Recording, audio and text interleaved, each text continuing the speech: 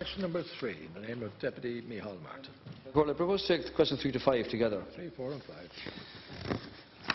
5. I take it that the Deputy's questions arise from my remarks in the House on the 12th of June, when I was critical of the previous government's handling of the decision-making process in the run-up to and on the night of the bank guarantee.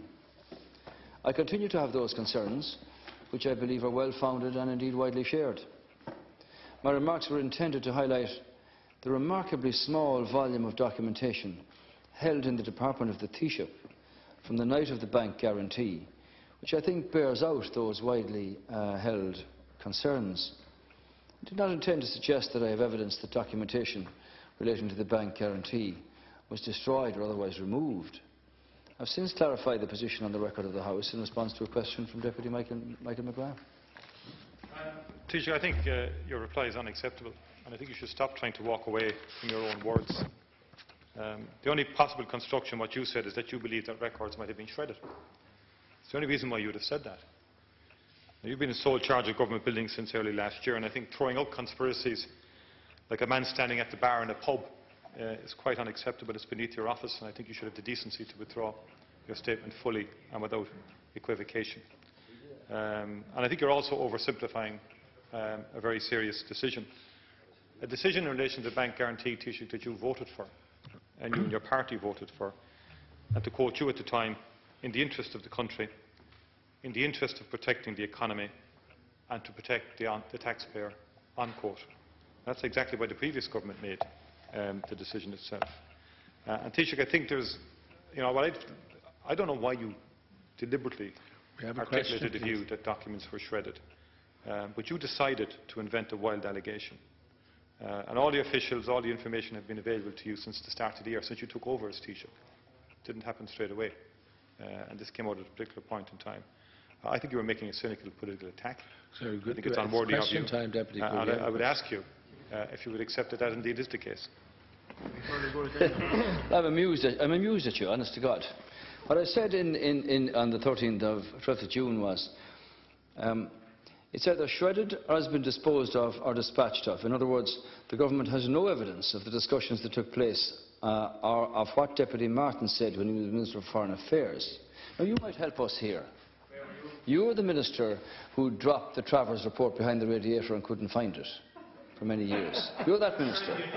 Okay, so if the Taoiseach of the day meets a group from Deputy Matthews's constituency, you can be quite sure, Deputy Martin, that whatever it's about, that notes are taken and that this is recorded and it's there for posterity.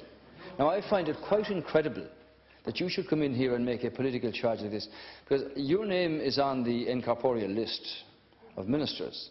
But perhaps you might tell the House, where you were, or did you ask any questions about this when you were contacted?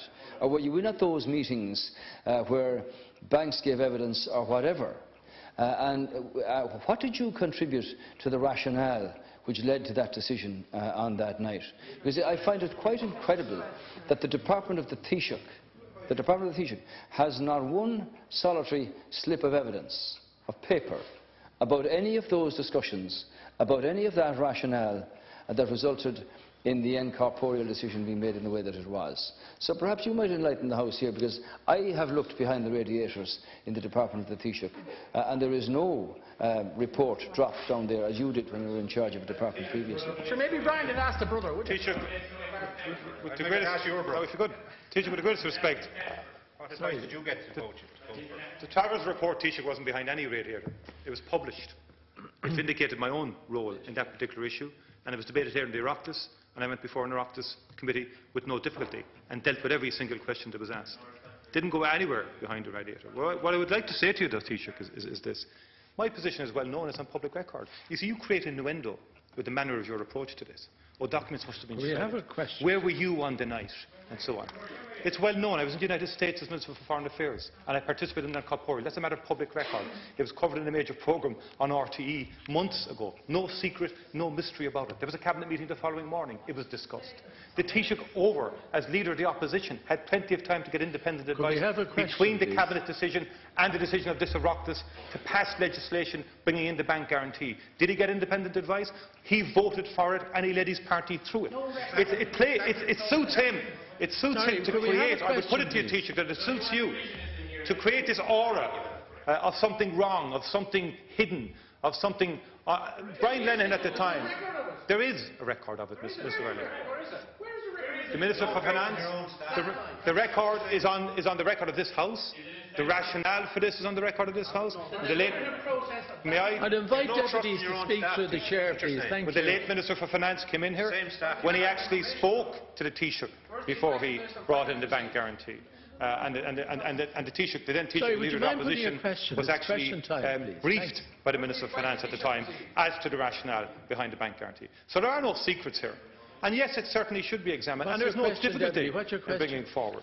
And my fundamental question is that the Taoiseach's approach to this has been deeply cynical and deeply political, and actually vindicates, the decision of the people taken last year on the Oireachtas inquiries, because they don't actually trust the capacity of politicians to be objective, impartial, and to follow due process in the pursuit or investigating any particular issue. Thank you. I don't have any difficulty in doing that, Taoiseach, but I think you should cut out the innuendo and cut out the attempt to smear people, and particularly previous holders of your office, who certainly didn't shred any document. And you owe him, your predecessor, an apology for what you attempted to suggest that day, and it was unacceptable. I don't know what the question is. Maybe you got somebody else to do it. Deputy Boyd. Unlike many others, I pay tribute to my predecessor. Unlike many others, I pay tribute to my predecessor. Your question, Deputy. The reason that records in relation to the banking guarantee were inappropriately shredded in his department, the date on which he was informed of same, that's your question. If he's had this matter investigated. And your second question is to ask the Taoiseach the reason the records of the banking guarantee decision were shredded. The person who informed him of same. Well, there are no informers over there, as far as I can see. I asked the Secretary-General, is there a file in this department on the meetings that took place with members of the government, by those who were involved in the banking organisations? Do we have a record of what they said? Do we have a record of the discussions? Do we have a record of the rationale that was applied to that by the government? We don't. There is no file in the department of the Taoiseach. Sorry, would you mind speaking through the chair? I'm saying to you, in the department of the Taoiseach, there is no file on the discussions or the meetings that took place or the rationale applied to that. And you are now telling me that this information is available. Well, maybe you might tell me outside where it is that we can go and have a look at it. Because up until the incorporeal meeting at that hour of the morning, all of the evidence prior to that, there is no file in the department of the Taoiseach that has any relevance to this question here. And my point was the government have no information about that rationale. So if it's there, it's certainly not a place where we can find it. I'm not suggesting that my predecessor hid it under the table or whatever else, but there is no evidence. No. I said either shredded, disposed of, or dispatched. Are you suggesting to me from long years of experience? Are you suggesting that from long years of experience, that when the chief executives and directors of banks come in to meet members of the government to make their case about a guarantee or whatever, that there's not a written record of that available in that department? Are you telling me that no notes are taken of these things, that meetings take place in secret, that things are not recorded and written down? It doesn't happen, Deputy. So there's no file in the department of the Taoiseach. So perhaps if you can reflect upon the incorporeal, wherever you were in doing your duty as Minister for Foreign Affairs, did you ask any question? Or were you there? Were you there? Were you there at the meeting? Yeah. So when you were called, anyway, up to that point, there were meetings and information and discussions and rationale applied to those by members of the government in order for that incorporeal, for your phone to ring and say, Deputy Minister Martin, do you agree with this decision or do you not? So this government have no evidence of what that rationale was, Deputy Martin, of the discussions that took place, of the meetings that took place, and what was said at those meetings. And I think, in view of the fact that this was the single biggest economic decision ever made and foisted on the backs of the Irish taxpayer, I would have thought that there would be plenty of files with the information about those discussions, about those meetings, what was said and why the rationale was applied in the way that it was. It doesn't exist in the Department of the Taoiseach. Deputy Boyd-Barrett. Deputy Boyd-Barrett has a question. Thank you, Ceann Comhairle. I have to say I find the political point scoring between Fianna Fáil and Fine Gael on this issue extremely amusing, seeing as you both supported the bank guarantee, which, as the Taoiseach has rightly said, so was the single most important decision, financial decision taken by any government in this state in its history, and bankrupted the country with disastrous consequences, and you both supported that guarantee. Sorry, Deputy, but you have a question. Your question is about Well, I'm just responding to the amusing political games that you're playing there. Maybe do it some other time, Deputy, but not during question time. You certainly have a point. The brass neck of Fianna Fáil to raise the issue is beyond belief. But equally, how you can poke fun when you supported this measure is beyond me. But can I just ask? Can I just ask the Taoiseach? Have you asked the department officials who were present at the time, the full-time department officials who would have been present or around that time, where the records are? Because it stinks to high heaven that there's no record of this most important decision and the deliberations around it.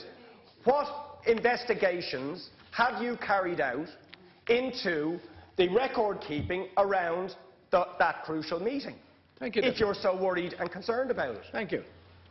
Well, I'm only trying to answer the questions that are asked here, two of them by Deputy Martin and one by Deputy Boyd-Barrett yourself. And your question, the circumstances in which documents related to the bank guarantee were shredded in his department. Now, what I said here the 12th of June, shredded, disposed of, dispatched, the fact is that there's no record in the Department of the Taoiseach of any relevance to this matter. And the point is, as I said to Deputy Martin, the single biggest economic decision which has caused mayhem with our economy and which has caused so much stress and pressure that there is no record of evidence of the lead into that decision, the meetings that took place, the discussions that were held in those meetings, the rationale applied to by members of government, how it was that it was approached at that point by the incorporeal meeting in the early hours of that morning to make this decision. And I might say to you, Deputy Boyd-Barrett, the late lamented Minister for Finance did call me in that morning, I think shortly after 7 a.m, to say that there was a real problem with the banks and what would be the position of the Fine Gael party in relation to the banks. And I said, we support a banking system because it's the lifeblood of the economy. We need to know the conditions that are attached to this. I was actually in a radio studio at the time, and just happened to speak to the Minister who very kindly did contact me shortly after 7 a.m. On that morning. It wasn't a matter for discussion then. But the point I'm making to you is that all of that information, all of that evidence, you would expect, particularly in a department as important as the Department of the Taoiseach, for such an issue of such economic significance and financial stress for so many people since, that there's no file on it, no record on it. Who said what? What was the evidence given to my predecessor? What was the evidence given to my predecessor and the people who would have attended at those meetings? What were they saying? What was the evidence and the rationale applied by members of the government to it in order for that incorporeal decision to be taken? There was no file on that. I find it quite extraordinary. Quick supplementary, Deputy Adams. On the public record. It stinks to high heaven that there is no record of this most important of meetings or the deliberations that led up to this disastrous decision. I just pointed out that it's quite amusing that you're poking fun at Fianna Fáil when you supported that decision, and of course we all know, as it turned out, the rationale was shared by you, them and the European authorities. Protect the banks at all costs and sacrifice the rest of us to pay for it. I don't think you heard me. I remind you that this is question time. Can I ask you, Taoiseach, if you are so concerned about it, what investigations have you conducted to ascertain whether records were taken by department officials or anybody else, if you are suggesting, which is a very serious suggestion, that there may have been shredding or dispatching of these critical records, because it is suspicious that there's no records. So what are you doing to find out what happened to those records, or if any records were taken? Thank you. Taoiseach. Well, I did inquire about this, obviously, as a matter of deep interest to myself and to the nation. I read the few pieces of paper that were available. There's nothing there of any consequence at all. I understand that important and influential people called to government in the days prior to that to make their views known about the issues that were there. There is no evidence of those discussions or of what they said. There's no evidence of the facts that were given to members of the government or indeed to my predecessor in those meetings. I think that should have been fundamentally an issue that should be available for the people to have access to and understand why the decision was made in the way that it was and to what extent. And as anybody will tell you, on an issue that's of such national magnitude and importance, you would have thought that that would have been absolutely critical. Yes, of course, and as I say, read a file no thicker than that. But all of the meetings and all of the delegations that took place to government buildings all had something to say. They all had points to make. They all had evidence to give. They all had a story to tell in regard to how good or how bad their own individual financial situation was in regard to their banks. There's no evidence of that in the Department of the Taoiseach. And as I said to you before, if I met the Bunclody Community Council, there's somebody taking notes, and it's there for anybody to see in future years. But on this issue, the single biggest economic decision ever foisted on the backs of the Irish people, there is no evidence in the Department of the Taoiseach about who was saying what, who came in to say what evidence they give, and the rationale applied to it. And that, Deputy Boyd Barrett, even by your terms, is quite extraordinary indeed. Deputy Adams, quick Concordia, Taoiseach and Peace of Stars shall get a big more sort of clar, Kosovo the clar, Laurel is hardy, and Rowan Codon, not Rowan Codon, being Codon, Ní Rowan Codon. What you said, Taoiseach, is very, very clear. There is no file in the Department of the Taoiseach. It is either shredded or has been disposed of, dispatched of. In other words, the government has no evidence of the discussion that took place. Now, Taoiseach, can you clarify whether there ever was a file? If it never existed, when did this become clear to you? When did officials tell you that no such files or file existed? And Taoiseach, if there is, as you appear to believe, a deficiency within the Department of the Taoiseach, or for that matter, the Department of Finance and record keeping or note taking, what steps have you taken to investigate the allegation that you're making, or to change these procedures since you took office? Bhíonn teachtal máirtín ar álam go córdam an cuairm ofisial níl mé rá a chorbe go neachí ara bénom an duna bhí Róm sa stiachan seo amach leis na pápéir seo agus gur caiise machíad ach níl siad an agus sin atá gceist agam sa heachta mar bathe an cinneadh seo beháchtach neanú le blianta nuas. Agus chas mé lemon stachan ifigi a bhí sa roiinnig an am sin, lé mé na pápéir atá an fi láthair, níl tá dontu. Agus de réir na ráiteasí peblií agus de réir an ólas peblií atá an bhí neart cuinniú arsúil rih an cinniú sin bheith déanta ó thaobh bancaní agus iad siúd a bhí ag teachtasteach chuig na I should have freistal ar réaltas ag an am sin. Ach níl an scéal leacht amach, níl tuarascáil le fáil a chorbe. Ag sílim gur anaisteach ar fad nó é sin, agus sílim gur cór, gomach sé an, ach níl. Agus mar a dúirt mé lé mé ar steach ar an ifigach a bhí gobar sa roiinnig an am sin, bhí Giannis an Rhain, agus thug sé gom an na pápairí a táin, agus níl tá dontu siúd faoine crunithe sin agus an cinniú sin, agus an ólas sin, agus an fáisne sin, agus an scéal sin, a bhí tuga go bhfuil go nuilta sig an am. Sorry, we're not having a long debate about this. Yeah. Mar dúirt me le Dr. Martin, le mé na popri táhánig níl tá dontu. Níl scéal a bé agus fáisne se bé na ólas a bé. Fuoin na cruinne bhí an rih an cinniú sin a bheith déanta. Tuigim sin. Níl siúd a tháinig isteach rih na buil gan rialtas. Ag na hairí rialtas agus arrála seotha ar scéal, seotha an triblóid atágin, seotha an dacrat atágin. Agus níl túrascáil ar bith le fáil a heachta faoin na scéalta sin, agus is ionach táhachtach go muin sin na tír agus na polítear ar fad an ólas sin agus níl se le fád. Deputy Matthews, please.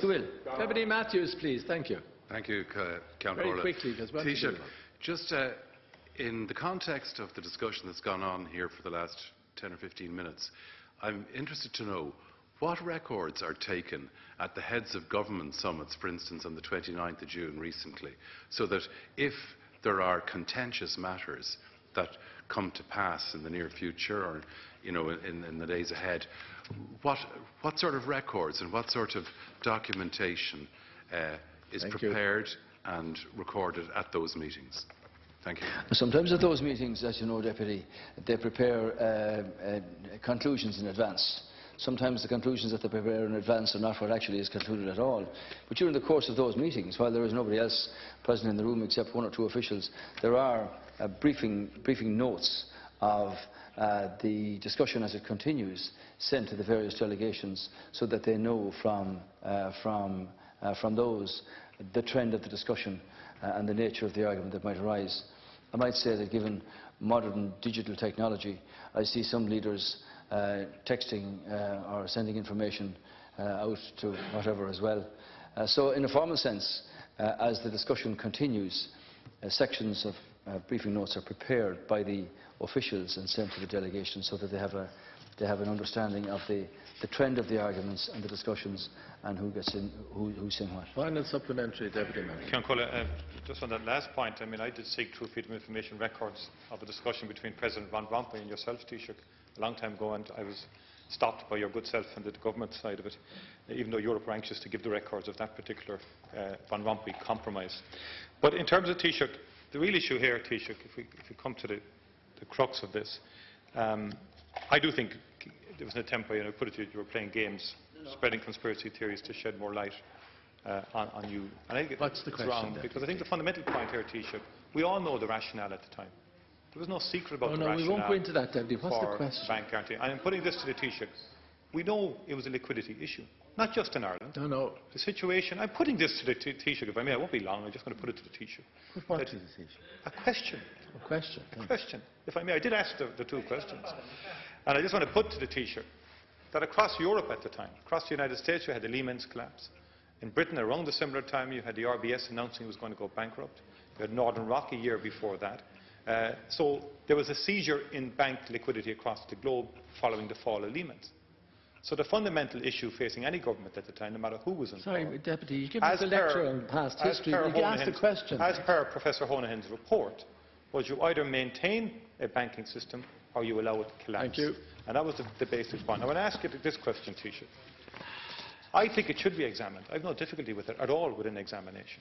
And I think the Public Accounts Committee should be allowed to get on with its work, having already put in 6 months of significant work in relation to the issues around the bank guarantee and the collapse of banks generally and the banking crisis that happened not just here but across the world, because this is the worst banking crisis since the late 20s. It's been unprecedented.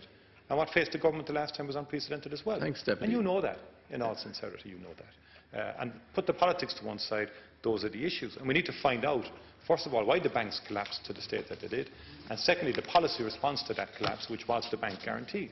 Now, I put it to you, Taoiseach, that there's growing concern in the House that one of the most effective committees we have had for many a year, which has cross-party support, namely the Public Accounts Committee, is being nobbled, is being undermined progressively by the government.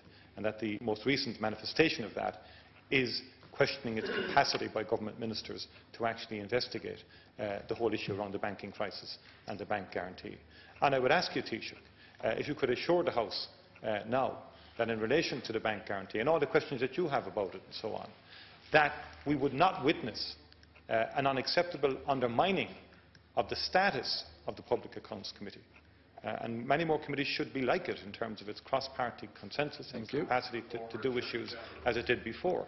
And I would ask you, Taoiseach, if you could confirm that the Public Accounts Committee will be the committee that can continue on its work in relation to the bank guarantee issue.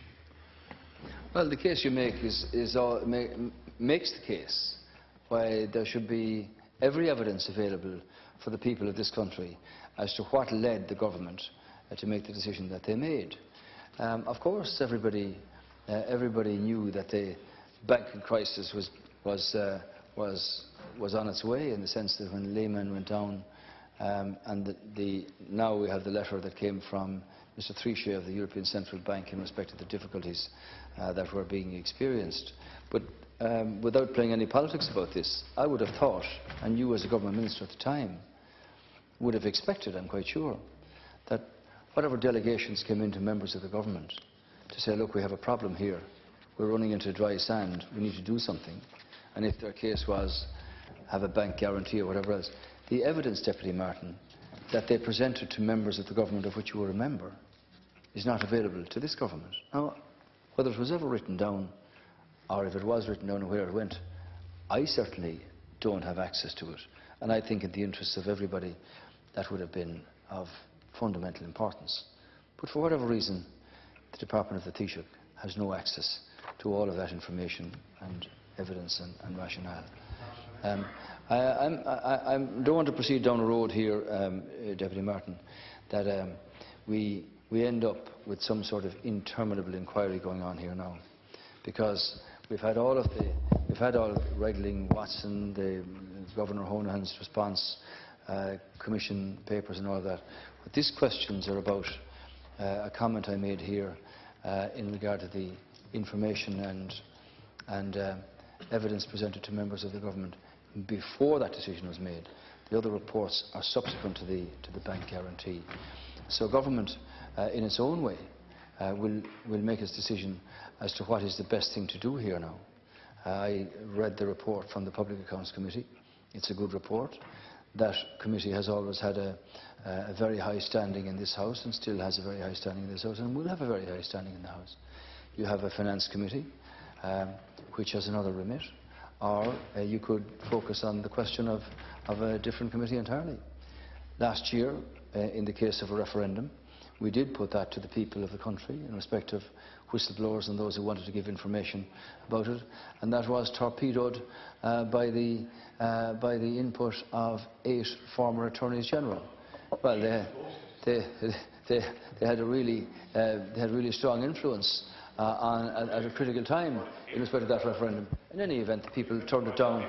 And I respect their opinion, of course, and you have to live by that decision.